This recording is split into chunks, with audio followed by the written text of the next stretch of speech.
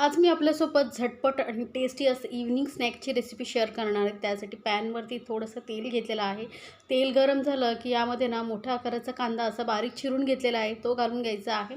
कांदा आपल्याला मीडियम गॅसवरती थोडासा असा नरम होईपर्यंत भाजून घ्यायचा आहे।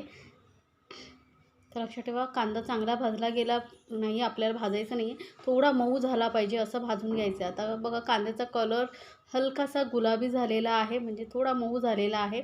असं आपल्याला हा कांदा भाजून घ्यायचा, एकदम ब्राऊन कलर करायचा नाही आहे, लक्षात ठेवा। आता हा थोडा नरम झाल्यानंतर, गुलाबी झाल्यानंतर यामध्ये आपण घालणार आहोत शिमला मिरची। तर इथे ना मी थोडीशी शिमला मिरची बारीक चिरून घेतलेली आहे। ते भाज्या तुम्ही तुमच्या आवडीच्या घालू शकता, असं काही मी ज्या भाज्या वापरल्याच आहेत त्याही घातल्याच पाहिजे असं काही नाही, तुमच्याकडे ज्या असेल त्या तुम्ही वापरू शकता। आता कांद्याबरोबर शिमला मिरची भाजली ना की त्याचा जो उग्रपणा असतो ना तो कमी होतो आणि शिमला मिरची मऊ होते। आता हलकासा कांद्याबरोबर शिमला मिरची भाजून झाल्यानंतर आता या स्टेजला आपण घालणार आहोत टोमॅटो। तर एक मोठ्या आकाराचा टोमॅटो बारीक चिरून घेतलेला आहे। झटपट आणि टेस्टी असं स्नॅक्स तुम्हाला जर बनवायचं आहे कमी वेळामध्ये, तर ही एकदा रेसिपी नक्की करून पहा। मुलंही खूप आवडीने खातील, खरंच जबरदस्त टेस्टी लागतं। साहित्यही खूप कमी लागतं। त्यानंतर आता यामध्ये घालणार आहोत मीठ चवीनुसार आणि अर्धा चमचा इथे मी लाल मिरची पावडर घालते। सोबतच आपण हा नाश्ता टेस्टी बनवण्यासाठी इथे मी घालते पावभाजी मसाला। तर एक मोठा चमचा भरून पावभाजी मसाला घालायचा आहे। आता हा पावभाजी मसाला आणि लाल मसाला आपण ह्या कांद्यावर छान असा मिक्स करून घेणार आहोत। पावभाजीमुळे ना आपला पावभाजी मसाला जेव्हा वापरतो ना, आपला नाश्ता खरंच खूप टेस्टी होतो। आता पावभाजी मसाला नसेल तर मग तुम्ही इथे याऐवजी थोडासा गरम मसाला घालू शकता। तर वरून थोडीशी मी घालते कोथिंबीर। गरम मसालाही नसेल तर मग तुम्ही छोले मसाला वगैरेही घालू शकता।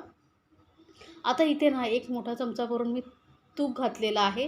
तूप वा बटर जे तुम्हाला आवडत असेल ते घाला। आपण मुलांसाठी बनवतो ना, त्यामुळे हेल्दी बनवण्यासाठी मी इथे तूप घातलेलं आहे। तूप बटर जे तुम्हाला आवडतं ते घालू शकता। तर हे आपलं भाजी झालेली आहे तयार।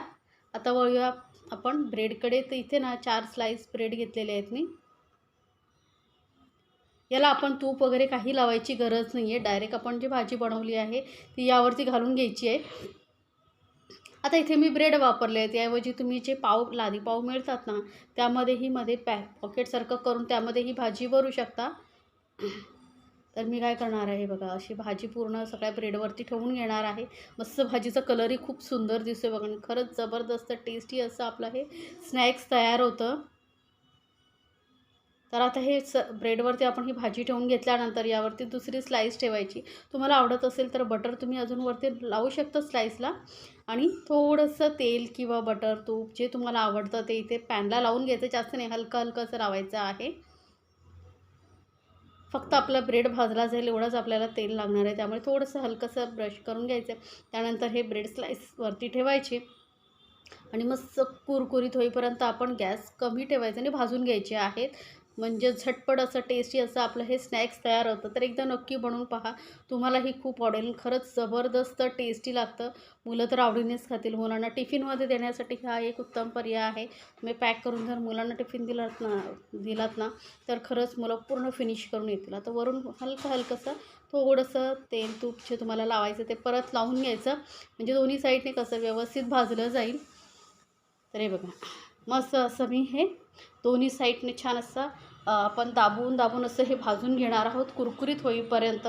गॅस कमीच ठेवलेला आहे, जर फास्ट ठेवलं तर काय होणार, ब्रेड ना लगेच सॉफ्ट होईल, त्यामुळे थोडं एकदम कमी ठेवायचा आणि मस्त असं हे भाजून घेणार आहोत। बघा, असं सोनेरी थोडा हलका कलर येईपर्यंत आपण हे ब्रेड स्लाईस भाजून घेतलेले आहेत, दोन्ही साईडनं मस्त असे भाजून घ्यायचं आहे। त्यामुळे आपलं स्नॅक्स एकदम कुरकुरीत आणि क्रिस्पी होतं। आता हे तुम्हाला रेसिपी कशी वाटली मला सांगायला विसरू नका बरं का। अशा छान छान रेसिपी आपल्या चॅनलवरती मी अपलोड करत असते, त्यामुळे आपल्या चॅनलला लाईक्स, कमेंट आणि सबस्क्राईब करायला विसरू नका।